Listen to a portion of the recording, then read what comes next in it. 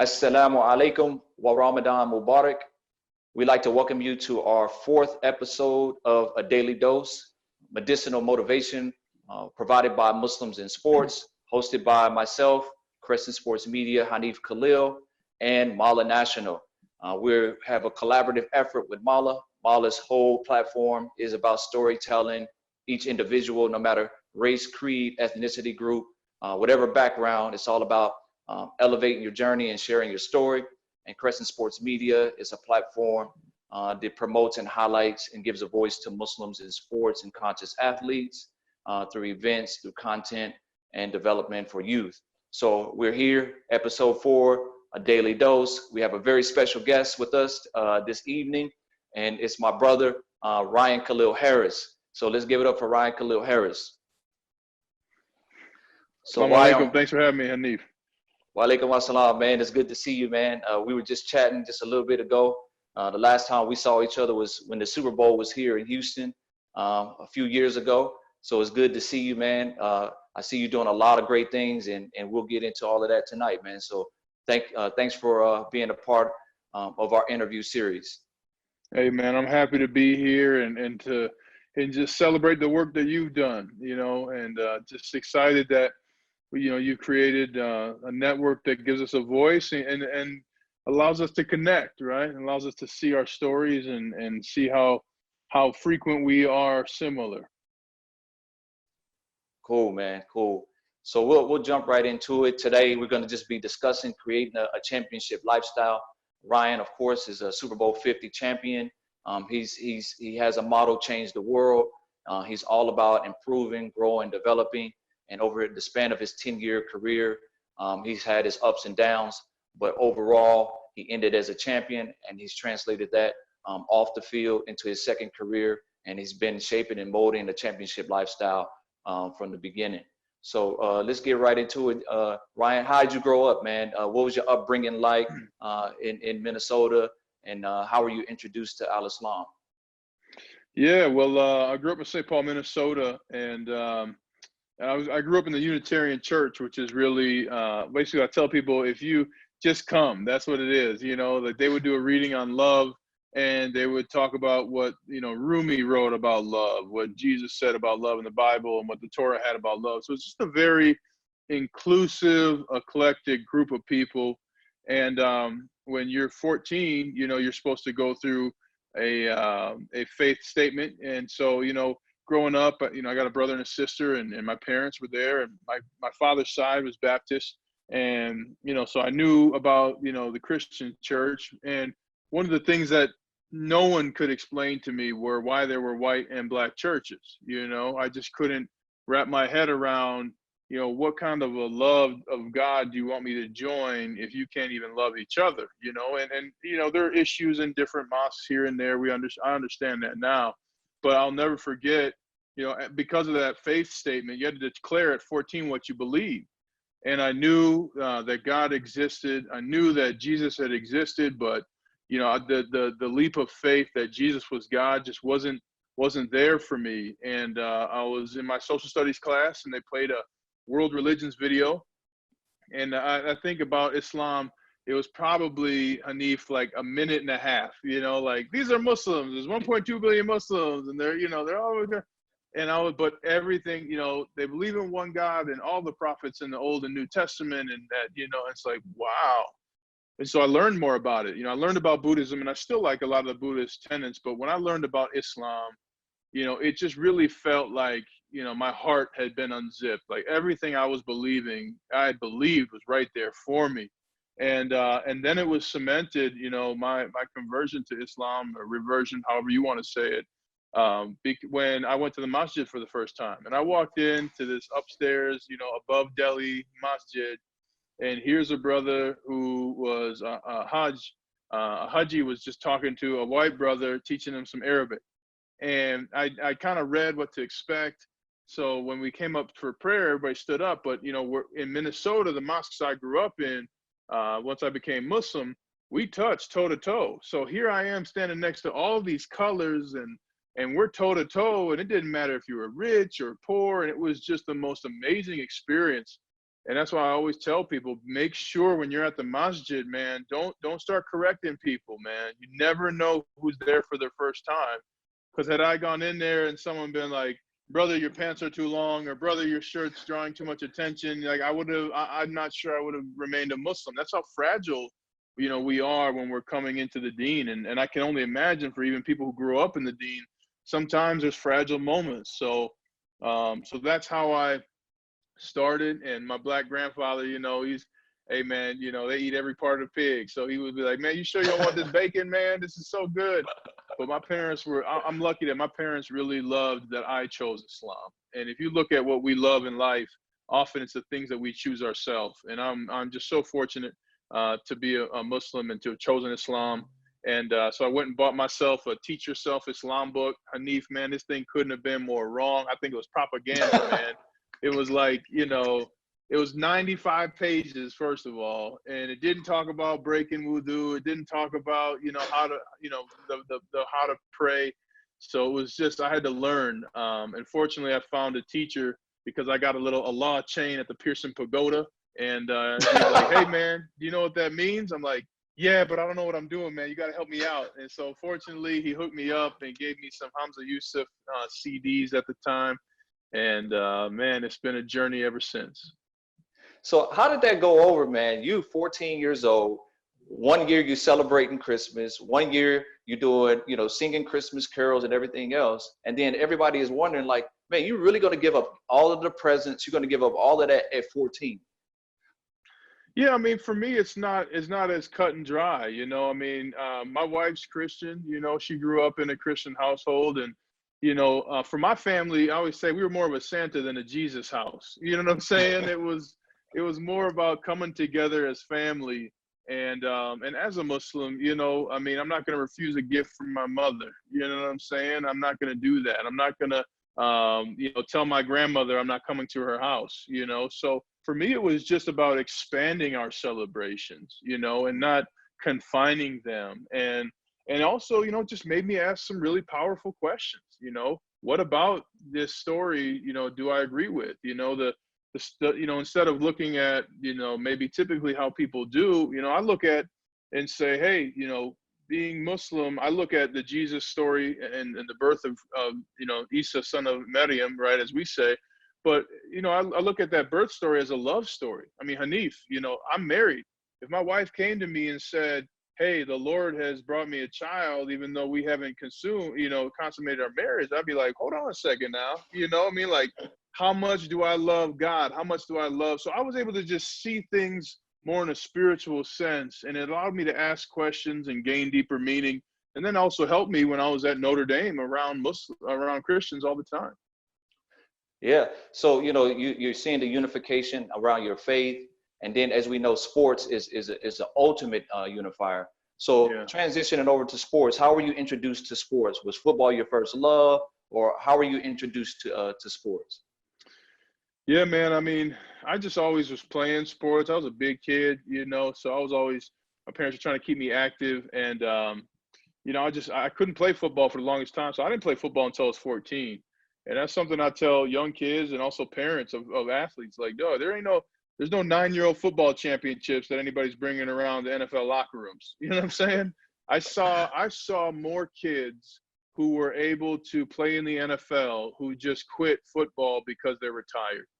And I saw more athletes in college that quit their sport because by the time they were a sophomore in college, they were done. They've been doing it since they were 7 or 8.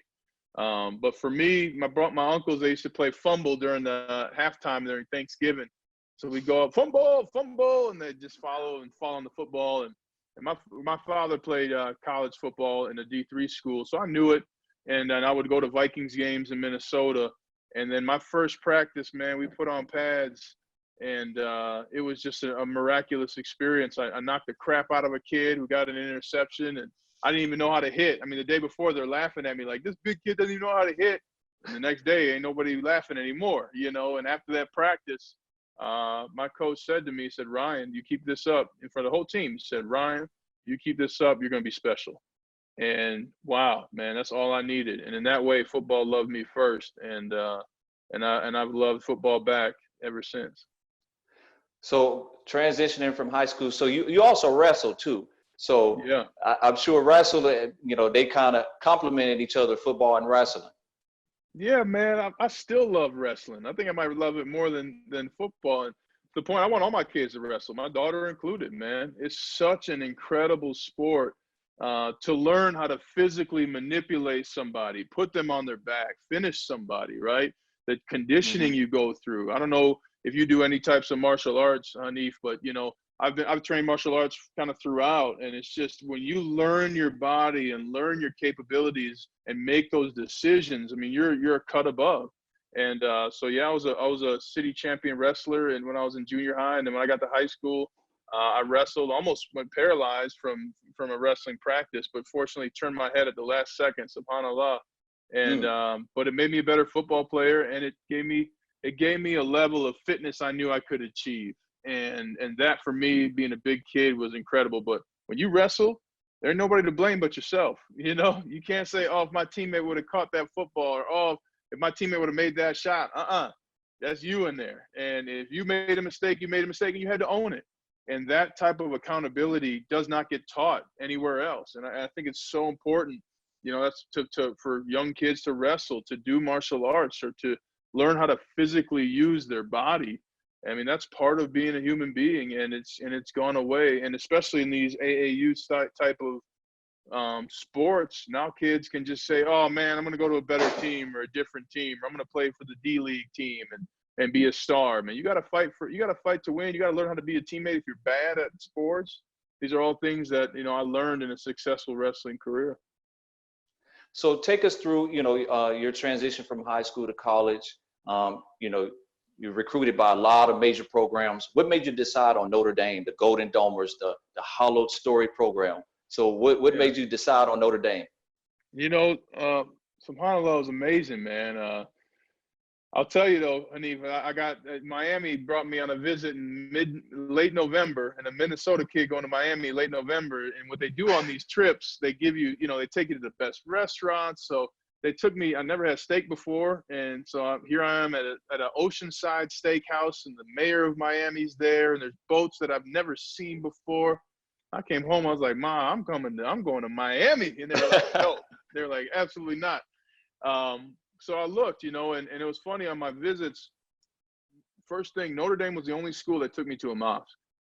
Mm. Right away, when I got to Notre Dame, they took me to a mosque, and there was actually a member of the women's basketball team.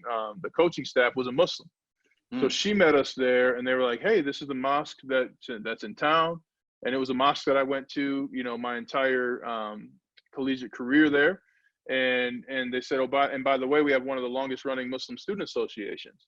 And I was like, wow. I mean, Michigan didn't take me to a mosque. USC didn't take me to a mosque. Stanford didn't take me to a mosque. So that was a big deal to me. Here's the largest Catholic institution in the world outside of the Vatican, and they want me to feel comfortable as a Muslim. Wow. All right. Okay. And then I went there previous to that, just on an unofficial visit, meaning you just show up for the game and then you go home. And they beat Michigan, and some guy tapped me on the shoulder and he said, "I know who you are. I know why you're here, but if you come here, you're a part of the family. You're more than a number." And he just walked away. And between those two experiences, I was set, and I wanted to compete in the classroom as much as I wanted to compete on the field. And Notre Dame gave me the opportunity to do both. And what I didn't know is that I would become a better Muslim while I was on campus at Notre Dame because of the spiritual environment I was in.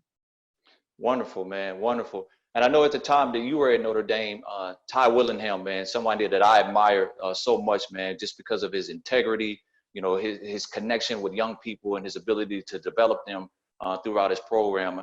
I think he got the short end of the stick at Notre Dame. That's my personal view. Yeah. But how was it, going through your college career with Ty Willingham? Well, you got to remember too, Tyrone Willingham at the time was like a black Jesus. He was the black coach at Notre Dame, and they had just lost their top 3 rating the year before. But he's an amazing man, and someday, Hanif, I'll make sure we catch dinner with him. I see him, and he says, he's like, "Hey man, you're always one of my guys." And so when we played in the Super Bowl in 2015, I made sure to go to dinner with him, and Mm. just I learned so much from him about how to carry yourself. And one of the things, I mean, things that I use with my children to this day. And one of the things when he got fired, you know, I said, Coach, how, you know, I saw him. I said, hey, Coach, how you doing? He said, Ryan, I'll never have a bad day, only a bad couple of hours. And I had a bad couple of hours, but I didn't have a bad day that day. And you're going to be just fine. And I just, you know, to hear that from somebody who had just lost everything in everybody else's eyes, to hear him say, I'm going to be fine. I had a bad moment. I had a bad couple of hours, but I'm good. You know, that was so powerful. And I just saw him last year at Stanford, you know, while I called the games for Notre Dame. And so he came in at halftime and he had his jacket on. I'm like, dude, what are you doing out there? It's cold, man. You too old to be outside. He said, Ryan? He talks like that. Ryan, if I'm not outside, I can never be trusted. You know, and so he just is such a, you know, man of principle. And he taught me so much and gave me such an example of how to not only carry myself, but to compete. He's one of the fiercest competitors I've ever met. I mean, he's up there with Peyton Manning and Ben Roethlisberger and DeMarcus Ware. I mean, hey, Tyrone Willingham's going to beat you, whether it's, you know, a walk around the park or table tennis, you know. We definitely had to share a story offline about Ty Willingham when I was at Florida State. So we'll catch up with that offline. Heck Definitely, yeah. It's an interesting story, man. So at Notre Dame, you're tapping to play like a champion every time before you step on the field. So talk to me about developing that championship mindset while you were at Notre Dame. You know, they all they talk about is championships, and then tapping that yellow sign, play like a champion every day.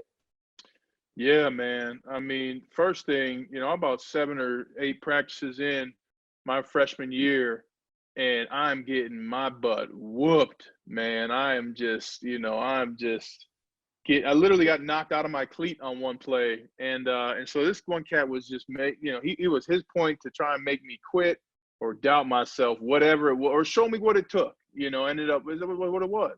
So that night I went back and I, you know, I highly suggest the Book of 5 Rings for any athlete. It's about one of the most successful samurai warriors.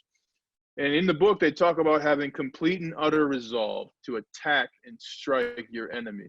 So that night, you know, and I built my mindset with I am, I can, I will. So at night I said, hey, I am here because I can play. I will focus on this one drill tomorrow and knock him out of his shoe.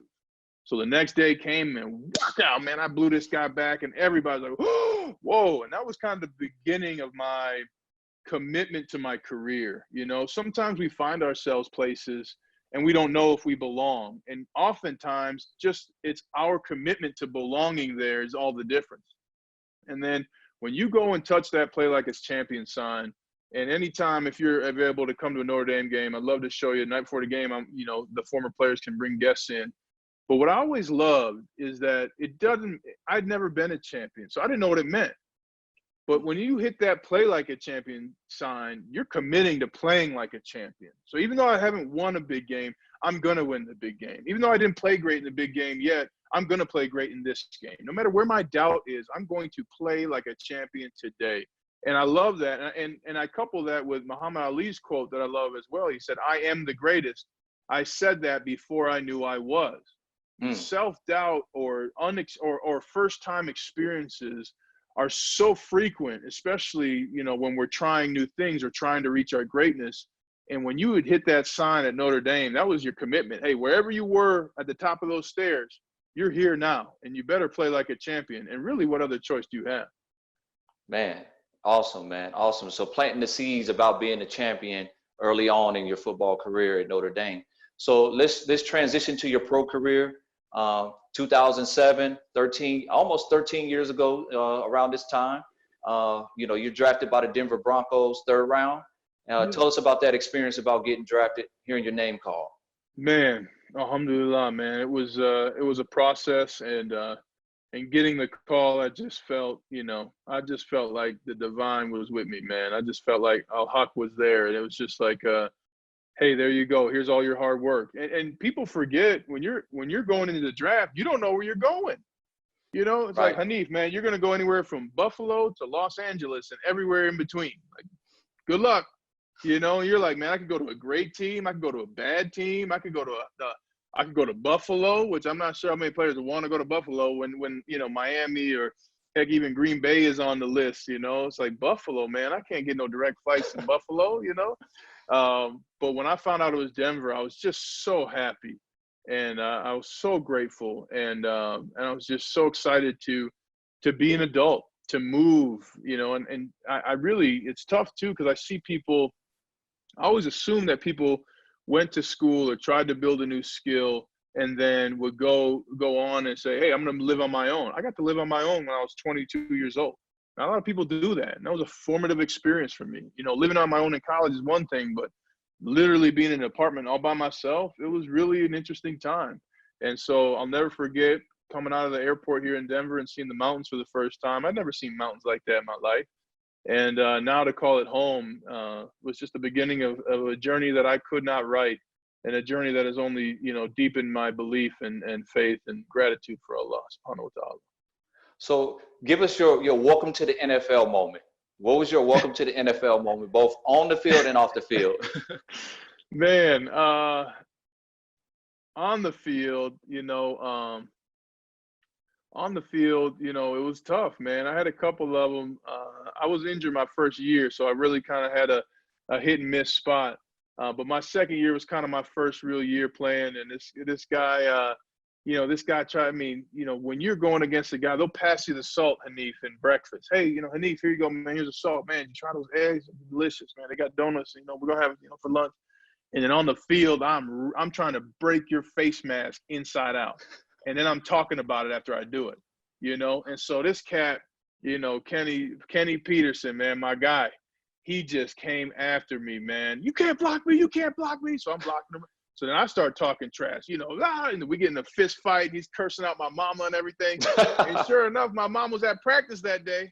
So afterwards, I'm talking to my mom, and he walks by and goes, hi, Mrs. Harris. Hi, Mrs. Harris. I'm like, hey, man, don't talk to my mom, man. After what you just did, dog, get away from my mother right now, My mom's like, what? He seems like a nice guy. I'm like, don't fall for that, Mom. He's lying to you right now, But it's amazing. So that was kind of on the field, and then off the field, my rookie year, you got to go to a rookie dinner. So you pay the bill. And that's it. And the more you complain, the higher the bill gets. So it was just an experience. I mean, I didn't know how to order steak.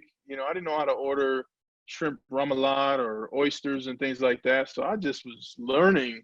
And we got hit with a $12,000 dinner bill. And then the fact that I could pay it was like a whole other thing, I was like, wow, I can get miles for this? Okay, So that was those are a couple of moments that I think about when I look back at that. So, what it takes to be a champion, a lot of people talk about, holding up and hoisting the trophy. They talk about, in the locker room with your teammates, all the adulation and everything else. But making of a champion is really about overcoming adversity, going through the challenges and things of that nature. Now, you had 9 what I call setbacks throughout your career, 9 surgeries. Talk to us about overcoming each one of those obstacles and what the mindset was like, going through rehab 9 different times, surgery on your back, your toe, all of those different things. Yeah, I mean, you've just got to believe in yourself and believe that you'll make it back. I mean, one of the things that has guided me, through everything we've talked about to this point, everything I went through, Allah was with me. My Salah was with me. Ramadan was with me. The masjid was with me. And there were only 2 years in my 10-year NFL career where I didn't have Muslim teammates. There are Muslims all throughout. And so for me, my mindset was always, I am going to recover from this surgery. I can rehab, and I can win my rehab. I will play football again. And just working through that, and being honest with myself. Hey, I want to give up, man. I want to give up. I want to quit this right now. This is too much.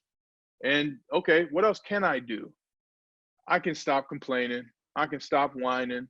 Nobody's told me I can't play football anymore. No doctors told me that. I can keep playing football. I will play football. I will continue to prepare. And so I just continued to believe and continue to do what was necessary. And, when you talk about adulation, I think it's important people understand, if you're doing it for other people, you're never going to get where you want to go. I was never playing football for other people. I wanted to be great at football, and I wanted to win because that's what the greatest do in football. It wasn't about, hey, Ryan, I saw you in the paper. You're going to be in the papers, and if that's what you want, you'll be done early. because you're going to meet a guy like me who doesn't care about the papers. And while you were reading them, I was working, and I'm going to eat you alive. And then I'm going to tell everybody about it afterwards. And then I'm going to say afterwards that you were a very nice player to the media, give you all the adulation you need, you know, because it's just a different world. So for me, especially with those surgeries, it was such a matter of just believing. And my belief in Allah helped me believe in myself. Because as you know, as a Muslim, you believe in Allah. What can't you believe in? Right. Do I dare say I can't recover from an injury? No, I believe in Allah. I believe in my ability to recover. And I believe if I do the work, I'll be presented with an opportunity, and then watch what I do with it. So I just doubled down on belief each and every surgery, and overcame those moments of big self-doubt. So, in talking about self-doubt, you know, you talked about in one of your talks about, you know, the lies that you hear. People told you lies, right? Yeah. So in those lies that people told you, what was your mindset like? You know, was it more about proving them wrong, or was it more about, you know, you just validating yourself? Yeah, it was about telling myself they were wrong. I mean, listen, you know, I'm a multiracial kid, and since I've been 9 years old, people have seen me as a threat. Hey, man, you're wrong about that. You know, and you know, when I was going after my freshman year, after playing at Notre Dame, one of the seniors wanted to come back and train with me. It took about a week before I realized he wasn't trying to train with me. He just wanted to see what I was doing so he could talk down about it. We got back to school. He's like, man, I trained with Harris for a few weeks. It was garbage, man. I don't know what he's doing. His family was a zoo too, living there. All right, man, cool. Now what? Now you always got to consider why people are saying things. You know, is it because he's threatened? Well, listen, I'm not doing it for him anyway. I'm doing it for me. So I just would always just focus on what I believed and what I wanted to achieve. And if you had an opinion about me, that's great. That's not my problem. Whether your opinion about me was because I was black or Muslim or quiet or reading. I mean, I got made fun of Hanif in the NFL for reading books. And that's a group of 78% of NFL players are bankrupt 2 years after they're done playing in the NFL. Everybody needs to be reading books in the NFL. You know what I'm saying? So what I'm so grateful for is that I kept my independence. It's not even about, hey, telling them, hey, you're wrong about me. No. You can find out when I'm past you, right? But I'm telling myself, hey, keep believing in it. Keep being on this. Because when I played with Peyton Manning, I learned something very quick. Champions look different. They sound different. And they don't care what you think about them. Because if you have any opinion outside of what they're doing for success, they have zero time for you. And I did it, but I didn't know that was part of being a champion, you know? In that song by Queen, no time, you know, we are the champions, they say, no time for losers. We are the champions of the world. And I'm not saying people who need our help, you know, I'm not saying Sadaqah and Zakat. I'm saying people who say, oh man, you shouldn't do that. Or, oh, look out for that. Or, oh man, you know, you really shouldn't have done that. I had friends who would come out. I would fly them out for a game. They get free tickets. I'd feed them. And after the game, like, dude, you got away with a big holding penalty. Man, get out of here, man. All right, good. Hey, man, you almost got your quarterback killed. Grab, man. I'm so glad that you could watch from your home, thousands of miles away, me almost fail. Thank you. You know, so you just got to consider how many people will never take a risk and what that does to them. I've had to let go many of friends because they didn't push themselves. And when I did, and I'm around them, that made them feel some kind of way. That's not my problem. So that's the big thing about making that championship leap is you got to believe in yourself and believe in your abilities and believe, hey, it's not about anybody else. What do you want to do? Why are you doing it? And for me, I wanted to be great. It had nothing to do with anybody else. So where did that mindset of wanting to be great, where did that come from for you? It was just a possibility for me.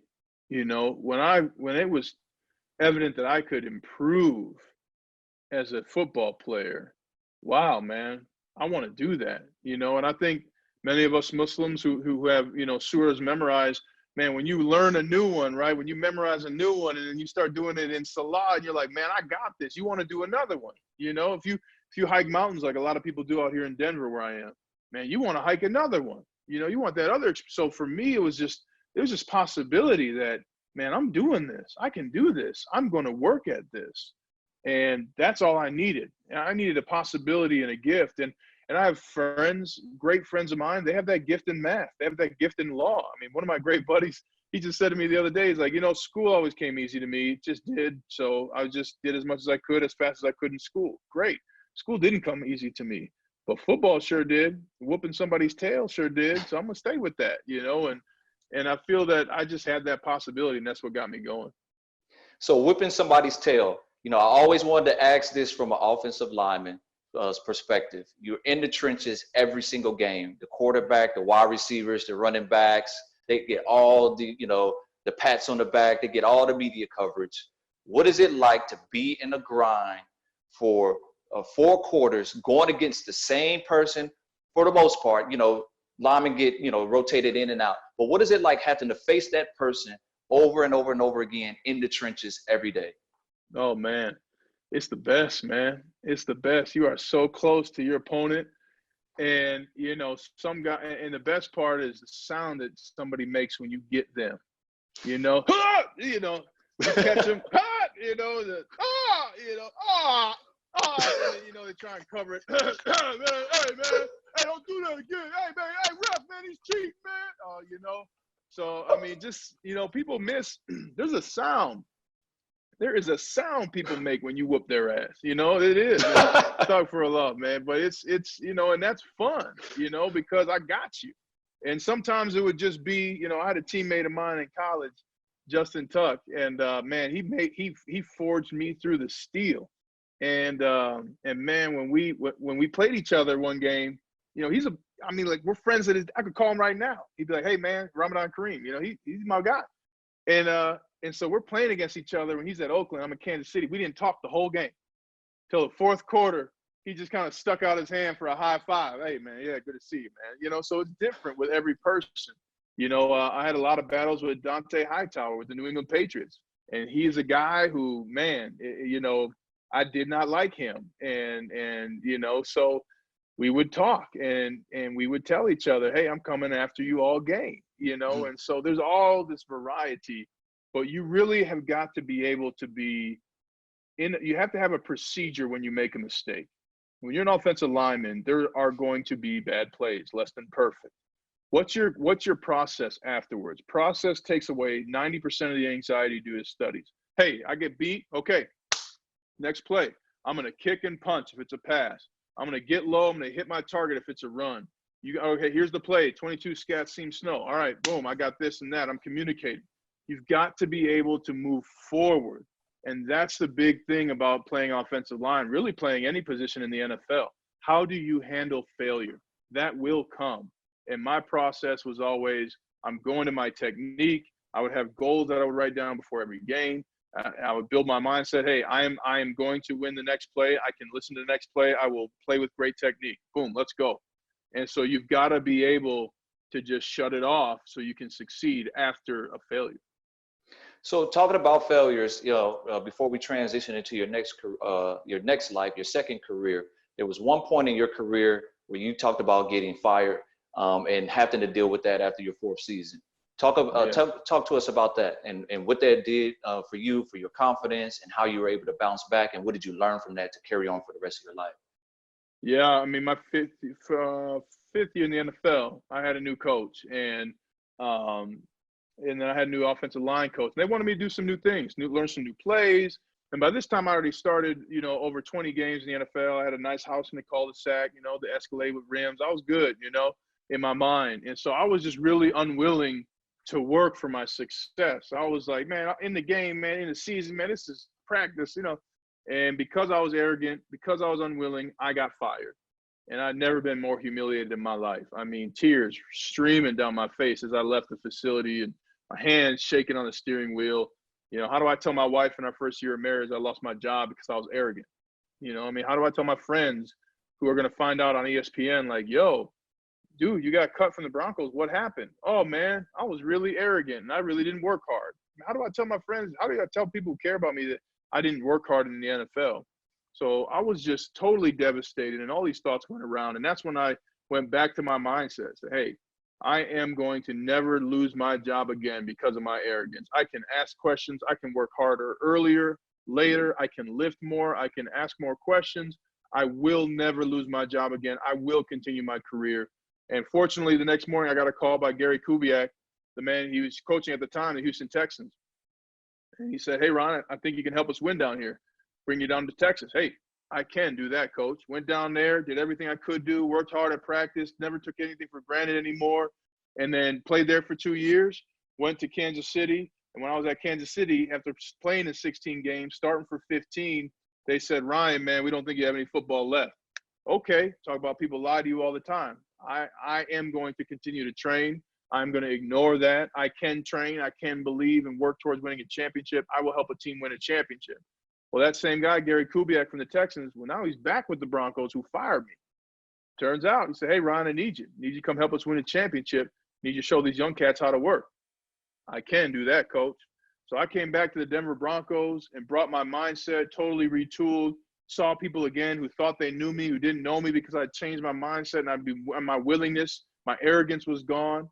And because of my ability to change my mindset and the blessings from Allah to stay healthy, I came back and we did win a championship.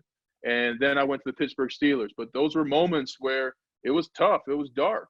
But building my mindset, staying in motion was the big key. And that's the key whether you're playing in the NFL or going to college or high school or jobs, or you're going to go learn at an ashram, or you're going to go anywhere. You need to be able, when your good's not good enough, to build yourself up and find out what you can do to create the life you want.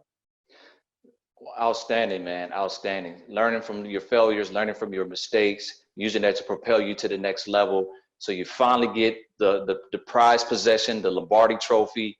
You know, you told all those coaches that lied to you, all those people that doubted you, and now you're at the top of the mountain and you win in the championship with one of the greatest quarterbacks of all time. And that was an interesting season. I know we don't have time to go into it, but it was a very interesting season for Peyton Manning. You know, getting his last Super Bowl, not playing, you know, according to his capabilities. So just take us, you know, just give us a quick, you know, overview of that season, winning that championship, and finally getting to hold that Lombardi trophy. Yeah, man. I mean, I love it so much, man. I got a little replica, you know, woo, all these things, man. I got Super Bowl socks, Hanif, you know what I'm saying? It was a season of veterans who were not going to accept anything less. I mean, from day one, the only people that had no idea what we were capable of were rookies because they just didn't know. But we had one goal. We were gonna win a championship, and if you were not on board, you were gone. Period. We had no time for you. But it was the best team I had ever been on. We had great players who didn't make it about them. It wasn't about how many catches a certain receiver had. It wasn't about how many, you know, touchdowns this guy had, or it was just, we were totally selfless. You talk about Peyton Manning, he just wanted us to win as a team. It wasn't about him setting records. And because of that, you know, defenses would play us different. Offenses didn't anticipate such a unified team. And no matter what happened in a game, we believed we would win, and we were willing to do what it took. And the same way I tell you about sounds people make when you beat them sometimes physically. I mean, there's a look in someone's eye when they realize, hey, I can go all day. How far you want to go? Because I'm gonna keep going. And there's a look, there's a sound, there's a scoff, there's a back turn, they ignore you. Teams did that to us all year long. And when we faced the Carolina Panthers, we knew they had only been in one close game all year, and they lost that one. And we were in 7 close games, and we won them all. So let's go. And we beat the Patriots twice, the only team in history, NFL history, to beat a Belichick team twice. So we were ready, man. And it was great, too, to celebrate. You know, I had a mental performance coach my entire career. We had one on the team at the Broncos that year, too, that really helped out to win a championship. But I got to bring him to the AFC Championship games. And, you know, I brought Omar Suleiman was there with me with my twin brother, Jamal Suleiman, you know what I'm saying? So get to make salad after the Super Bowl and wow, to just spend breakfast together. It was just an amazing moment, you know, and you know, when you win the Super Bowl, everything you believe about yourself comes true for other people. And that's a moment I want other people to have. No matter what you're doing, where you're going, I want you to believe that everything you are doing is going to get you there, because it will, inshallah. And when you get there, you can turn around or you can keep going, but everybody else is going to see, man, I was wrong about you. I was wrong about Hanif. I was wrong about Ryan. I didn't think Ryan was a champion, you know. And one of the best texts I got when I retired was a former coach of mine. He's a head coach now in the NFL. He said, Ryan, you will never know how many people you proved wrong. Great career. And that's everything to me, because you know what? I don't want to know.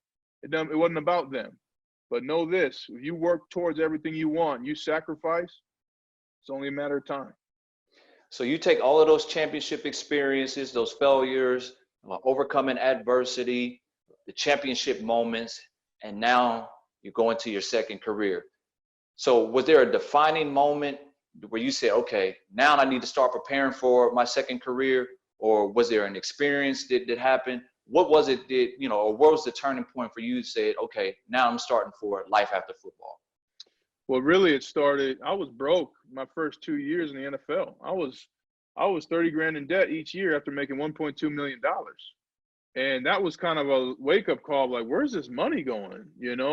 How? And I turned around and, I've been giving money to people or spending money in a way. It didn't understand taxes the right way. I got hit with a $63,000 tax bill from the government. That kind of put some, money away. That took some money from me. And then after my third back surgery, I was out of the NFL for a few months. And so I said, man, I really need to be prepared to be successful. So what does that look like? Okay, I am going to be. I am not doing what I need to do with my money. I can learn about how to build wealth. I can learn about investing. I can learn about duplexes. I can learn about stocks. I can learn about Amana growth funds is one of my favorite and long-term investments that I hold. And it's my best performing stock. It's a mutual fund. It's a Muslim mutual fund. I can think about duplexes, real estate. I can read. I can stop spending. I can delay purchases. I can buy used. I can understand the difference between price and cost. That new iPhone's $1,000, but that's the price. The cost of it is, well, what's my rent? What's my food? What's my bills? What's my gas money, entertainment, any savings, and then $1,000. That phone might the cost of that phone might be $6,000. So just understanding those things and pulling back and realizing, man, I don't want my money to care about other people. My money cares about me, and I don't care what you think about my money. I don't care what it looks like to you. I don't care what you think I should be buying. I don't care how big you think my house should be. I'm going to do what I can to be successful for my wife and my kids. And then I started looking at what makes me happy. And what made me happy was learning, reading, talking on the radio about football, educating people about the game I love, humanizing it as well, and going from there. So those are things that I looked for in my career. I found that in radio. I found that in writing my book. And I found that in a life in real estate investment and stock investment as well. So, wow, man. So you have a very integrated lifestyle after football, got your hands in a lot of different things, best-selling author, on the air, and you have some full circle moments, as well. So coming through Notre Dame, now you're the game analyst on the radio for Notre Dame. Talk about that experience and how that came about. Yeah, well, it came about because I said thank you to somebody. Never underestimate the power of a thank you. The year we won the Super Bowl, we had this game on Monday Night Football against the Cincinnati Bengals, and the video board came on, and the video, we never played it all year. In the fourth quarter was the scene from Wolf of Wall Street. It's just this moment. And Phil Jackson talks about in his book, The 11 Rings, The Soul of Success. At some moment, good teams are, hey, it's us versus you, but great teams are, it's just us. And in that moment, the crowd went nuts. We're going ballistic as players, and we didn't lose a game after that. So after that game, I said, hey, tweet it out. Hey, whoever's responsible for that video, thank you. Well, it turned out it was this guy who I saw later on. I said, hey, thanks for that message. And, I'm actually going to Notre Dame to implement the video board. You should stop by my office if you ever make it back to campus. Cool. So I left, the NFL invited me to the broadcasting boot camp. So after the broadcasting boot camp, I drove from there, went to Notre Dame, and said, hey, man, I'm looking to get into broadcasting, get started. What do you think? And it's like, well, actually, we need some help here at this show, digital show. You want to do it? Heck yeah. So I started doing some stuff at Notre Dame, and then that turned into they had some changeovers, and they said, hey, you want to be a part of the radio broadcast? I said, sure. And then it was, do you want to be a part of the radio? Do you want to be the color analyst? Well, okay. So that's kind of how it started. And now I do some stuff for Westwood One and Monday Night Football as well. And it's just such a blast to humanize and educate. I mean, we had a player, Jerry Tillery. It's not that he not only made a play, but hey, by the way, Hanif, this guy, he studied Japanese by taking a semester abroad this summer. These Notre Dame guys, we're a different breed. So just putting in those stories like that, really telling people what it's like to go to a University of Notre Dame and play at a high level in the NFL. So just being able to share those stories is something that, I really enjoy and that our listeners enjoy as well. Man, wonderful, man, wonderful. So before we get into the Q&A with the audience, I wanted to talk about something that's near and dear to me, and I know it's important to you, and that's financial IQ and financial literacy. A lot of athletes end up going broke, either during their career or after their career, and never recover from it. You talked about growing up, about how debt played a huge role in your life and your upbringing. So talk to us about the importance of financial education, financial literacy, and so on and so forth. There will be no skill you can learn greater than financial literacy. It will impact your life in ways you cannot imagine. And you said it. I mean, there are people, and it's not just athletes, there are people who lose wealth and never come back from it. And it causes suicide. It causes divorce. It causes, terrible living situations. One player just got drafted from UCLA. His father was in the NFL for 5 years. And he said, I remember going from, going to the Outback Steakhouse to then not ever going out to eat to having to go to food pantries over a successive amount of time. I mean, his dad played in the NFL for 5 years, and his dad regretted his whole life to the point where his dad was shot during a drug deal gone bad. I mean, the reverse of being financially literate is being financially illiterate and very, very dangerous. It will lead you to making decisions out of necessity instead of decisions out of competency and preparedness. And those are very different ways to live life. So, I mean, like, Hanif, how many cars can you drive at the same time? One. How many houses can you live in at the same time? One. You know what I mean? So unless you want to wear 2 watches, it's like, what are we doing here? And small things make a huge difference. And I'm not telling you this to boast, but I'm just telling you this to paint an example. I started with $500 in a Scottrade account. And I looked it up. This guy named Warren Buffett, which is Warren Buffett, he talks about, hey, invest in what you know.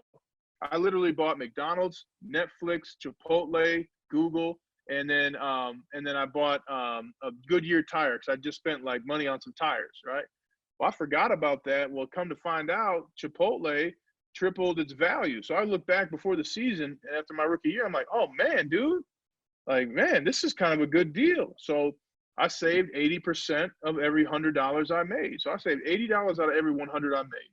I tell people, save $60 out of every 100 you make. You're going to sound different. Hey, I can't afford that. Don't worry about saying that to people, because 99% of the people you're saying that to can't afford it either. Hey, that's not in my budget. Hey, man, delay your purchases 3 months to 3 years. I had a teammate, Hanif. He was a rookie. He's a Muslim cat. I love this brother to this day. But he was in his second year. He just made money, though. First year, he made about $60,000. But this next year, he's making $500,000. So I said, do not go buy a new car. Do not go buy a new car. You want to buy a used car, pre-owned, still with the factory warranty. You want to take some money and put it into some stocks. And what did he do? He went and bought a brand new Porsche Panamera. And I tell people, delay your purchase 3 months to 3 years. 3 months later, this brother was cut, never played in the NFL again. So he had a Porsche Panamera with no winter tires on the way back to Philadelphia with no house, no income, and no investments. I mean, it's preventable. We get money, and one of the hardest things you're going to do in life is save it. And it's so hard to say, hey, I have the money to afford this, but I'm going to wait. But just $100 invested before the age of 25 is $30,000 when you're 65. If you invest $3,500 before the age of 25, you'll be a millionaire. I mean, this is how small it is, how small it goes. Get yourself a roommate. You want to buy a house? Great. Buy a duplex instead. Your lady doesn't want a duplex. Your husband doesn't want a duplex. Well, maybe you need a new partner who understands financial literacy. I can tell you from my teammates and from people who aren't even athletes, if you're a saver and you're living with a spender, it is going to get rough. Okay? You don't take more money out of your home to go on a vacation. If you can't afford it, you can't afford it. Live the life you can afford, so then eventually, hopefully, inshallah, you can live a life that you want to live. So we're going to go ahead and transition into our Q&A with the audience. And so one of the first questions, let's see, let me pull it back up here. And while I'm asking that, I hear your core philosophy, I am, I can, and I will. Talk to us a little bit about that while we're in the process of getting the questions from the audience up. Yeah, I mean, building your mindset is going to be the difference between winning and losing, whether that's, playing football, playing sports, or, hey, I am going to make the most of this Ramadan. I can make sure I recite the Quran. I can make sure that before I play video games or before I call my friends that I read some Quran. I can make sure that I call my parents or my siblings, I will make the most of this Ramadan. Like now there's no way you're going back. When you speak I am, you're building your identity. When you speak the words I can, you're building your willingness. And when you speak the words I will, you are committing to your goals and your dreams. And it gets you to new places. And that's where people get stuck. So I use I am, I can, I will. I give it to you. Use it everywhere you can. I use it as a parent, as a father, as a speaker, as an author, as a broadcaster. And it just really gives you a way to stay in motion if things aren't perfect for you, which oftentimes they will not be. Okay, man. I just can't begin to thank you enough about your philosophy, your life experiences, and what you brought to us. So we're going to transition into questions to the audience, from the audience. The first question is, you mentioned your Notre Dame experience. Did you enjoy playing against Michigan or Ohio State more? I enjoy playing against Michigan because we actually beat Michigan. So yeah, and Ohio State beat us in the bowl game. So, but I loved playing against Michigan, especially because they recruited me. So it was always kind of a, hey, I told you, you should have got me. You should have taken me to the mosque when you could, So it was impressive. But they did introduce me to Professor Jackson, who many people know, Professor Jackson outside of the University of Michigan. But I loved playing against them. And I see you, Preacher Moss, man. You funny as always, hey brother. Hey, everybody follow Preacher Moss on the Twitter, on the Instagram, on the Snapchats. Catch him if you can, man. Yeah, that's my man. That's my guy, Preacher Moss, man. So the statistic, and I know we talked a little bit about this. If you want to go into more detail about it, you can. The statistic of the number of NFL players going broke is highly alarming. What advice do you have for young athletes joining the NFL? Don't give away your money. If somebody asks you for money, ask them for their bank statements. I lost a friend early on in the NFL because he said, hey, Ryan, I need your help. I need your help for this. I'm going through bankruptcy and I need help with a divorce. So what does help mean? He's like, I need $10,000. What? I'm 22, man. I said, no, I can't do that. And he immediately got upset with me. Man, we helped you get an Xbox when you were younger, man. You want to do this to me? I need your help. And I'm like, dude, I'm not responsible for your life, and if people are going to ask you for money, you got to ask them for something as sacred to them as it is to you. If you want money from me, I'm going to ask for your last 3 months bank statement. I want to see how you're spending your money. Well, man, I don't want to give you that. Okay, well, good. Well, I don't want to give you the hard-earned money I've got either. And especially when you're making money, it's not about the money you're making then, it's about what that money is for you later. Does that money help you later go on Hajj? So I would always think about later what that money would be. Hey, this money's going to help my kids go to college. This money's going to help my kids do this. Or this money's going to help my family do this. This money's going to help me go on Hajj. You want to take your Hajj money? So look at it that way. And then anytime you give people money, they're going to blow it. If somebody gave you $1,000 right now that you were unexpected, that you didn't work for, it'd be hard to be like, I'm going to put this to work. So if you are going to give money to people, make sure that you give it in kind. So help pay down a debt or help actually purchase, that vehicle. But I would just say, don't do it. Everybody's been okay until you made it to the NFL. Everybody's been all right until you made it to that job. It ain't like they're hanging on to the last second and their fingernails popped off and you can catch them right away. They're going to be okay. It's not your problem that other people are broke. That's their issues at some point. And if you want to help them, be very knowledgeable of the fact that you're not going to get that money back and that they are probably not going to use it for the way they say they are. I had a teammate, his sister said, hey, I need $9,000 for my daughter, your niece's school. He said, all right, fine, because it's for her, I'll give you $9,000. Well, she called him back 3 weeks later. And she said, I need $10,000. He said, I just gave you $9,000. She said, well, I actually went and bought a car with it, so we still need the money for school and she needs clothes. And now what's he supposed to do?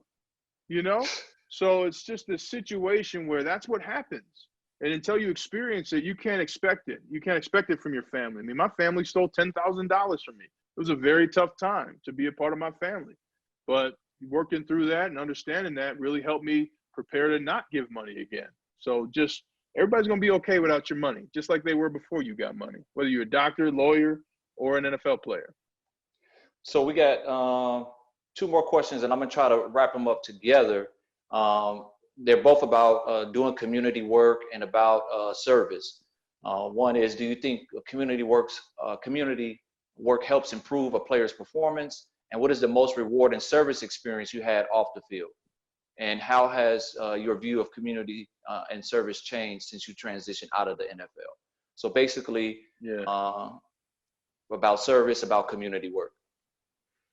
Well, service, and when I was in the NFL and even before, service always made me appreciate what I was doing. It absolutely makes you a better player. It makes you appreciate the value of coming in and getting food prepared for you, of having not to worry about things like, are the lights going to be on? I did everything I could with the Broncos, Habitat for Humanity, soup kitchens, things like that. And two experiences that changed my life. When I was a teenager in high school, I would go to the Dorothy Day Center in Minnesota. It's where the food hall, it's the homeless shelter there that feeds in the morning. And afterwards, I'd always go get donuts or something. But this one particular morning, I was sitting there, I was serving food, and I was waiting to get out of there. And this woman leaned over and she goes, "Smile." And I was just like, oh my God. Like, here I am, just thinking about donuts and upset that I'm here serving because of donuts. These people are getting a meal that they can't afford. Like, it ripped my soul out, man. It made me just feel terrible for not being grateful for my life. And so I smile all the time now. And all my teammates in Pittsburgh, they're like, "Man, we always remember you because you're just smiling all the time." Heck yeah, man. Hey, you get that breakfast in there, dog? That's some good breakfast. Hey, look at all this free water we got in here, man. Water, boy. Man, we got some water in here. And then also I met my wife because of a charity event. My teammate had a charity event, and because I went to it, I met my wife there. And it's something that only Allah could have created. And you miss your blessings when you do not serve. And because of my willingness and ability to serve, I smile. And I'm a happily married man and a father of 3. And I'm so grateful for how service has rewarded me in this life alone. And I hope, inshallah, it's even greater in the afterlife.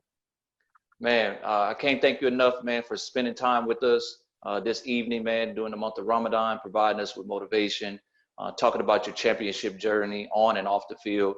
It's been a pleasure, my brother. We have to do it again. I know there's much more that you have, man.